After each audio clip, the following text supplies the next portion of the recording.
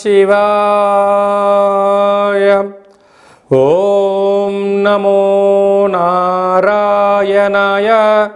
నరదృష్టి కర్మ నివారణ, సంచిత కర్మ, ప్రారబ్ధ కర్మ, ఆగమిక కర్మ, దగ్ధ నివారణ, తులాభార కాలభైరవాయ నమో నమః.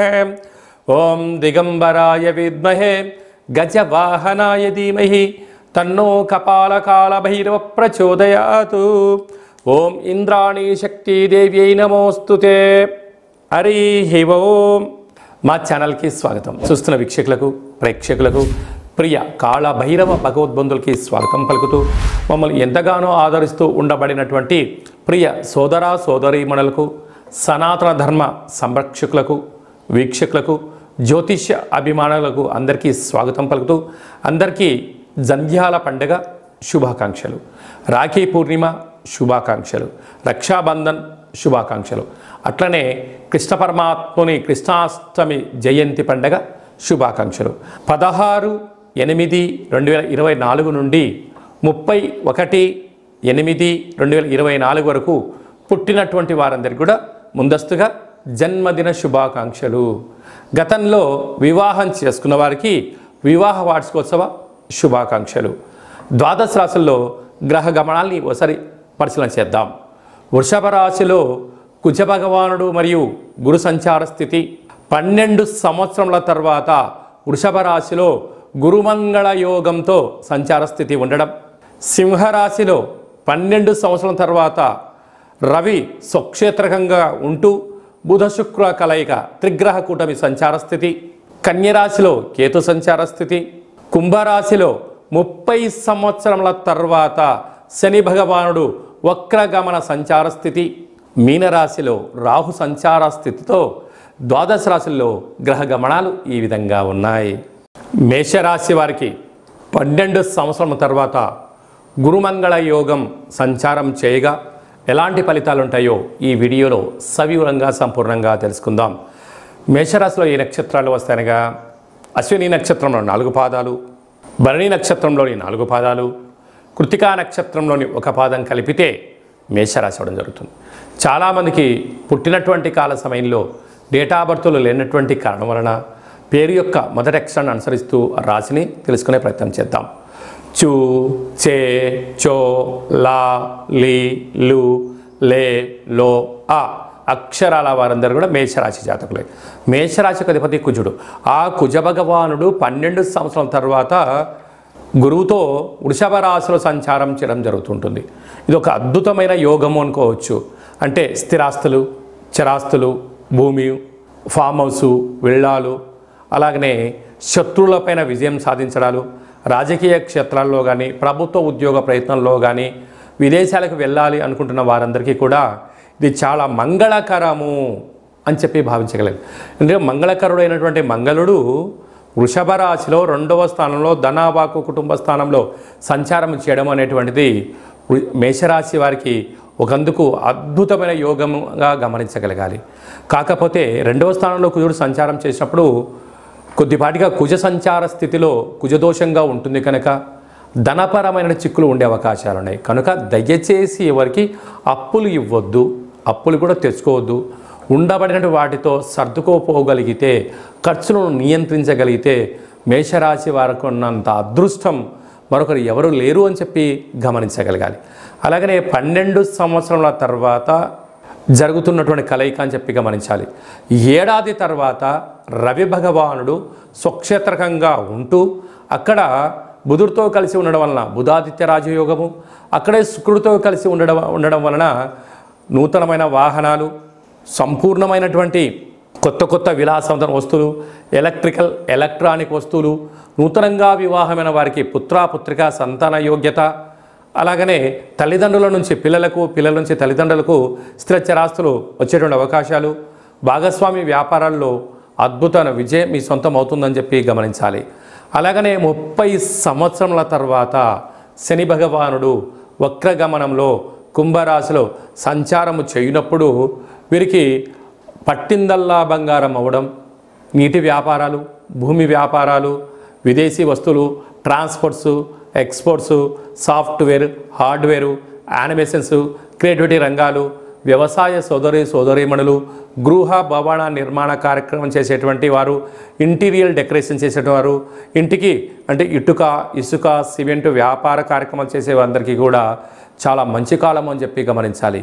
వ్యయంలో రాహు సంచారం చేయడం వలన ప్రధానంగా సాఫ్ట్వేర్ ఉద్యోగస్తులు, హార్డ్వేర్ ఉద్యోగస్తులు, ప్రేమికులు, అన్నదమ్ముల మధ్యలో స్వల్పమైన మూడో వ్యక్తులు దూరి మిమ్మల్ని డిస్టర్బ్ చేసే పరిస్థితి ఉంటుంది. కనుక మౌనంగా ఉండండి, ప్రతి విషయాన్ని వినండి, స్పందించకుండా కాలాన్ని గడపండి. అంతా సవ్యమైనటువంటి విజయం మేషరాశి వారి సొంతం అని చెప్పి గమనించాలి. ముఖ్యమైనటువంటి పండగల గురించి క్లుప్తంగా, సవివరంగా, సంపూర్ణంగా తెలుసుకుందాం. 17వ తారీఖున శనివారం శని త్రయోదశి, 19వ తారీఖున రాఖీ పూర్ణిమ, జంధ్యాల పండగ అని చెప్పుకుంటూ ఉంటాం. అంటే ఈ భూమండలం అంతను కూడా శ్రావణ మాసం రాగానే లక్ష్మీదేవతల యొక్క పూజల చేత మనకు మొదటి శుక్రవారము, రెండవ శుక్రవారము, పూర్ణిమ, మూడవ శుక్రవారము, నాలుగో శుక్రవారం సందర్భంగా ప్రతి ఇంట అంగరంగ వైభోగంగా లక్ష్మీమాత పూజ చేసుకుంటూ ఉంటాం, వరలక్ష్మి పూజ చేసుకుంటూ ఉంటాం. కనుక సంవత్సరానికి ఒక్కరోజు వచ్చేటువంటి ఈ జంధ్యాల పండగ తల్లిని మించిన దైవము లేదు, గాయత్రి మంత్రాన్ని మించిన మంత్రము లేదని ఎలా చెప్పుకుంటామో అందరూ కూడా బ్రాహ్మణులు, వైశ్యులు, క్షత్రియులు, విశ్వకర్మలు, పద్మశాలిస్ అందరూ యజ్ఞోపవీతాన్ని మార్చుకొని సూర్య నమస్కారం చేసుకొని కనీసం 108 సార్లైనా గాయత్రి మంత్రాన్ని ఉచ్చరించడం వలన అమ్మవారి యొక్క ఆశీస్సులు అద్భుతమైన మనందరికీ శ్రీరామ రక్ష అని చెప్పి గమనించాలి. ప్రతి ఒక్క అబ్బాయి తోడబుట్టిన చెల్లెలి చేత రాఖీ బంధనం, రక్షాబంధనం కట్టించుకోవడం చేత మనకు శ్రీరామ రక్ష. అన్న అంటే నాన్నలో సగభాగం, అమ్మలో సగభాగం. చెల్లి అంటే మన క్షేమాన్ని కోరుకునేటువంటి మనకు తల్లితో సమానమంటే అమ్మాయి. కనుక అమ్మాయితో మనము బొట్టు పెట్టించుకొని, కంకణం కట్టించుకొని, రక్షాబంధనం చేయించుకోవడం వలన మన కుటుంబానికి శ్రీరామ రక్ష అని చెప్పి మనము గమనించాలి. కనుక మనమందరం కూడా మన ధర్మాన్ని పాటిద్దాం. సకుటుంబ సపరివార సమేతంగా అన్నగారింటికి, వదిన గారింటికి ఆడపడుచులు వెళ్ళడం, అంటే ఆడపడుచు గారు బావగారింటికి ఈ అన్నగారు, మరదలు గారు వెళ్ళడం వలన సకుటుంబ సమేతంగా కుటుంబంలో అందరికీ నిత్యము మంచి మనస్సులు, సత్ప్రవర్తన, నిండు నూరేళ్ళ ఆయురారోగ్యాలు ప్రసాదించే శక్తి ఈ శ్రావణ పూర్ణిమకు ఉంటుందని చెప్పి గమనించాలి. శ్రవణ నక్షత్రం రోజు పూర్ణిమ అవ్వడం వలనే ఇది శ్రావణ మాసం అవుతుంది. నక్షత్రాధిపతి చంద్రుడు అవ్వడం, అలాగే ఆ నక్షత్రంలో జన్మించినటువంటి వెంకటేశ్వర స్వామి వారు కళవు వెంకట నాయక అనం వెంకటేశ్వర స్వామి యొక్క జన్మ నక్షత్రం అవ్వడం వలన తెలిసి స్మరించినా తెలియక స్మరించినా నారాయణ అన్న, వెంకటేశ్వర అన్న, లక్ష్మీదేవి అన్న కూడా వారి ఇంటికి వచ్చి మనకు సర్వత్రా ఐశ్వర్యాన్ని ఇచ్చే శక్తి ఈ శ్రావణ మాస పూర్ణిమ ఉంటుందని చెప్పి గమనించాలి. యథాశక్తిగా మనము అమ్మవారి పేరు మీద ఒక 5 మంది ముత్తైదులకు పసుపు కుంకుమలు కానీ, గాజులను కానీ, బొట్టు పెట్టడం కానీ, పేరంటం కార్యక్రమం చేయడం కానీ, తులసి కొట్టలో వ్రతం చేసి నలుగురికి పూజ చేయడం వలన ఇంట్లో నరదృష్టి తొలగిపోతుంది, ఇంట్లో మనశ్శాంతి ఉంటుంది. ప్రతి శ్రావణ మాసంలో వచ్చేటువంటి ప్రతి అమ్మాయి అయినా, ఆడపడుచైనా, స్త్రీమాత అయినా లక్ష్మీమాతగా మనం భావించండి. అబ్బాయిలు వచ్చారు, పురుషులు వచ్చారు, పెద్దవారు వచ్చారు, శ్రీమన్నారాయణుడిగా భావించండి. అంతా మంచే కలుగుతుంది. అంకే మనకు గీతలో కృష్ణ పరమాత్మ చెప్తాడు, యద్భావం తద్భవతి. నువ్వు ఏ మనసుతో చూస్తావో వాళ్ళు మనకు ఆ రూపంలో కనపడతారట. కనుక ఈ స్త్రీమాతలందరినీ కూడా లక్ష్మీ రూపంగా భావించండి. యథాశక్తిగా చారే, చీరే, పసుపు కుంకుమలు, గాజులను ఏర్పాటు చేయండి. మన ఇంట లక్ష్మీదేవి తాండవం మారుతుందని చెప్పి గమనించాలి. అలాగనే మనకు 26వ తారీఖున శ్రావణ మాస బహుళాష్టమి, శ్రీకృష్ణ జన్మాష్టమి, కృష్ణ పరమాత్మను జయించినటువంటి పర్వకాలము. కనుక మనమందరము కూడా ప్రతి ఇంట్లో సింహద్వారం దగ్గర నుండి లేక తులసి కోట దగ్గర నుంచి ఇంట్లోకి ఒక 27 అడుగులు కృష్ణుడి యొక్క పాదాలను వేయండి. కృష్ణ పరమాత్మునికి తులసితో అర్చించండి. స్వామివారి యొక్క ఆశీస్సులు కలుగుతాయి. ఆ రోజు కృష్ణ పరమాత్ముని యొక్క అష్టకాన్ని వినడం, గోకులాష్టమి ఎంత పెద్ద పండుగనో మనం అందరికీ తెలుసు. అలాగా చక్కెర పొంగలని పాయసంతో ఉన్న పదార్థాన్ని నైవేద్యం పెట్టడం, వెన్న ముద్దను ఏర్పాటు చేయడం, మన యొక్క అబ్బాయిలకు కానీ అమ్మాయిలకు కానీ చిన్నపిల్లలకు కృష్ణుడి యొక్క అలంకరణ చేసి దైవం మానుష రూపేణ అంటే చిన్నపిల్లలు దైవంతో సమానం అని చెప్పి మనం గమనిస్తూ ఉంటాం. వాళ్ళకి అలాంటి అలంకరణ చేసి వారికి సంపూర్ణమైన తృప్తికరమైన ఆహారం పెట్టడం వల్ల కృష్ణ పరమాత్ముడే మన ఇంటికి వచ్చాడా అన్నట్టు కళ ఉంటుందని చెప్పి గమనించాలి. కనుక మనమందరం కూడా భగవంతుణ్ణి సేవ చేద్దాం.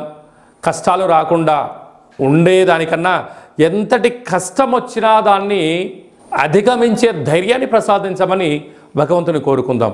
అలాగనే శ్రావణ మాసంలో కపాళకాళ భైరవ స్వామి యొక్క పూజ, స్మరణ, కూష్మాండ దీపము, సౌభాగ్య ముడుపు కట్టడం వలన మనకు అద్భుతమైనటువంటి కాలాన్ని శాసింపజేసే శక్తి కాలభైరవుడికి ఉంటుందని చెప్పి గమనించాలి. కనుక వీలైతే ఇంట్లో చేసుకోండి. కుదరలేదు ఈ కేంద్రమును సంప్రదించినట్లయితే మన యొక్క దేవాలయంలో శుద్ధాష్టమి, బహుళాష్టమి, పూర్ణిమ, అమావాస్య సందర్భంగా కాళభైరవ స్వామి వారికి అభిషేకము, అర్చన, హోమము, కూష్మాండ దీపము, సౌభాగ్య ముడుపు కట్టడం జరుగుతుంది. కనుక మనమందరము కూడా పూజలో పాల్గొందాం. పూజ కార్యక్రమం అంతా కూడా మీకు వాట్సాప్ కాల్ ద్వారా ప్రత్యక్ష ప్రసారాన్ని కూడా చూపించడం జరుగుతుంది, గమనించగలగాలి. అలాగనే మనకు 31వ తారీఖున శనివారం, శని త్రయోదశి, పుష్యమి నక్షత్రం. 17వ తారీఖున, 31వ తారీఖున శనివారం రోజు శని త్రయోదశి సంచారంలో ఉంది. అనగా పుష్యమి నక్షత్రము కర్కాటక రాశి, అష్టమ స్థాన శని సంచార స్థితి. అనురాధ నక్షత్రము వృశ్చిక రాశి, అర్ధాష్టమ శని. ఉత్తరాభాద్ర నక్షత్రము మీనరాశికి ఏలనాటి శని. అంటే ఈ 3 రాసుల వారు, ఈ నక్షత్రాల వారు తప్పకుండా వారు ఎంత బరువైతే ఉంటారో అంత బరువు కలిగినటువంటి ఉప్పును తులాభారంగా చేసుకొని ఆ ఉప్పునంతను కూడా నీటిలో పోసి తులాభారం చేసినటువంటి నీటితో, ఉప్పుతో శివుడికి పాశుపత ఆయుష్య రుద్రహోమం చేసుకోవడము అద్భుతమైన యోగము అని చెప్పి గమనించాలి. అలాగనే మనకు వెదరు కర్రలు ఉంటాయి. వెదరు కర్రలను కూడా తులాభారం చేసుకొని హోమంలో వేయడం. అలాగనే మరొక స్వరూపము శని స్వరూపము బొగ్గులు. ఆ బొగ్గులను కూడా తులాభారం చేసుకొని హోమంలో పొయ్యడం వలన, అంటే సమర్పించడం వలన, అంటే కష్టాలు దగ్ధమైపోతాయి, మృత్యు దోషాలు తొలగిపోతాయి, అపమృత్యు దోషాలు తొలగిపోతాయని చెప్పి గమనించాలి. అంటే భగవంతుడికి ఆ యొక్క శనైశ్వర స్వామి వారికి తైలాభిషేకం అన్నా, లేదంటే ఆ నూనెను తులాభారం చేసుకొని హోమంలో వేయడం కానీ, దీపాన్ని వెలిగించడం కానీ, ఉప్పును తులాభారం చేసుకొని నీటిలో పోసి శివుడికి రుద్రాభిషేకం చేయడం కానీ, ఆ వెతరు కర్రలతో తులాభారం చేసి హోమంలో వేయడం కానీ, ఈ బొగ్గులను అంటే కష్టకాలంలో ఉన్నప్పుడు ఆ వ్యక్తి పిచ్చోడిలాగా ఇబ్బందిగానే పడుతూ ఉంటాడు. అలాంటి బొగ్గులను తులాభారం చేసి హోమంలో వేయడం వలన కష్టాలకు ఫుల్ స్టాప్ చెప్పి ఐశ్వర్యానికి స్వాగతం పలుకుతారని చెప్పి గమనించాలి. ఒక్క చిన్న విధి విధానాన్ని మీ యొక్క ప్రాంతంలో ఉండబడినటువంటి శివాలయంలో వెళ్ళి ఈ కార్యక్రమాన్ని చేసుకునే ప్రయత్నం చేయండి. ఈ యొక్క 3 నక్షత్రాలు, శని నక్షత్రాలు శని ప్రభావ సంచార స్థితితో దోషంలో ఉన్నాయని చెప్పి గమనించాలి. అలా కుదరకపోతే ఈ కింది నెంబర్ సంప్రదించినట్లయితే మీకు అంతను కూడా ఈ కార్యక్రమాన్నంతా కూడా మీరు వస్తే మిమ్మల్ని కూర్చోబెట్టి తులాభారం చేయించి హోమంలో ఈ కార్యక్రమాలని పదార్థాలను సమర్పించడం జరుగుతుంది. రాలేనటువంటి వారికి వాట్సాప్ కాల్, వీడియో కాల్ ద్వారా తులాభారం చేయించి హోమం చేయించడం జరుగుతుంది. కనుక ఆసక్తి గల వారందరూ కూడా ఈ శనిని భగవంతుని యొక్క కృప కటాక్ష వీక్షణ పొందడం కోసం ఒక చిరు ప్రయత్నంగా భావించండి. ఇంకనూ మనం విజయం సాధించగలగాలి అన్నట్లయితే ఈ యొక్క పాత్ర కంచు పాత్ర. ఈ యొక్క పాత్రలో మనకు 12 రాసులు అచ్చు వేయడం జరుగుతుంది. కనుక ఈ యొక్క పాత్రను ప్రతిరోజు మనం ఇంట్లో పూజా మందిరంలో పెట్టుకొని పూజ చేసిన తదనంతరము ఇలా ఒకసారి శబ్దం చేసినట్లయితే ఓం అనేటువంటి ఓంకార శబ్దం రావడం జరుగుతుంటుంది. ఈ యొక్క శబ్దాన్ని ఒకసారి చూడండి.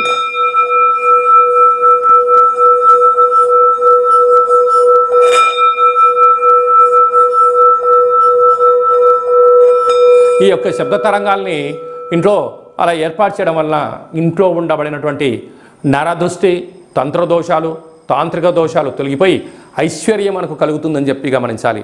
ఈ కాళభైరవ అక్షయ పాత్రతో పాటి మనకు కాళభైరవ స్వామి యొక్క పిరమిడు, డాలరు, కంకణము, కాళభైరవ హోమము ప్రత్యక్ష ప్రసారంగా మీకు వీడియో కాల్లో చూపించి ఇవ్వడం జరుగుతుంది.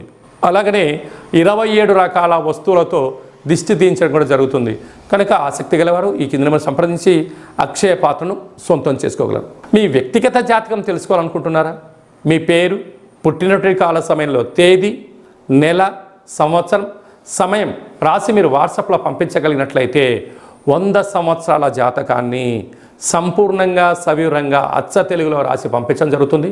మీరు పుట్టినప్పుడు గ్రహ గమనాలు ఎలా ఉన్నాయి, ప్రస్తుత కాలమాన ప్రకారంగా ఎలా ఉంటున్నాయి, భవిష్యత్తులో ఎలా ఉండబోతున్నాయో సవివరంగా కూడా మీకు తెలియజేయడం జరుగుతుంది. అలాగనే చాలామందికి డేటా బర్త్లు లేనటువంటి వారికి మీ పేరు యొక్క మొదటి అక్షరాన్ని అనుసరిస్తూ ఆ రాశిని తెలియచేస్తూ రాశికి ఉండబడిన గ్రహ గమనాలను తెలియచేస్తూ కాళభైరవ ఉపాసన చేత రమణ శాస్త్రం ద్వారా భూత భవిష్యత్ వర్తమానాన్ని తెలియజేయడం జరుగుతుంది. కనుక ఆసక్తి గలవారు ఈ కింది నెంబర్ని వాట్సాప్ కాల్ ద్వారా కానీ ఆన్లైన్ ద్వారా కానీ ప్రత్యక్ష ప్రసారంగా కానీ సంప్రదించి జ్యోతిష్య వివరాలు తెలుసుకొని జాతకంలో ఉండబడినటువంటి యోగాలను తెలుసుకొని ఆటంకాలను తొలగించుకొని జీవితంలో అద్భుతమైన బంగారు భవిష్యత్తుకు అందరికీ ప్రసాదించాలని మనసారా కోరుకుంటూ ఆశీర్వచనం. అలాగనే మీ అబ్బాయికి కానీ అమ్మాయికి కానీ ఎంత ప్రయత్నం చేసినా వివాహం అవ్వడం లేదా, జాతకంలో ఎలాంటి యోగాలు ఉన్నాయి, జాతకంలో ఎలాంటి ఇబ్బందులు ఉన్నాయో తెలుసుకుందాం. వచ్చేటువంటి జాతకానికి మన అబ్బాయికి మన అమ్మాయి జాతకంలో వారిద్దరి కలిపిన గణాలు గుణాలు పాదాలు ఎలా ఉంటున్నాయో సవివరంగా తెలియచేస్తూ వివాహ తదనంతరం వారికి ఎన్ని యోగాలు ఉన్నాయి, ఎలాంటి సంతాన యోగం ఉంది, ఎలాంటి వ్యాపార యోగాలు ఉన్నాయి కూడా మనం ముందుగానే తెలుసుకునే ప్రయత్నం చేద్దాం. గతంలో వివాహమైన దంపతులు తరచుగా గొడవ పడుతున్నారా? ఎంత చెప్పినా తల్లిదండ్రులు చెప్పినా పిల్లలు వినే పరిస్థితి లేదా? ఏకో నారాయణ అనే పరిస్థితి ఉంటుందా? కనుక భార్యాభర్తలు ఎందుకు అలా అనుకుంటున్నారు? జాతకంలో దోషమా, గ్రహ సంచార స్థితిలో అనుకూలం లేకపోవడమా ఉంటుంది.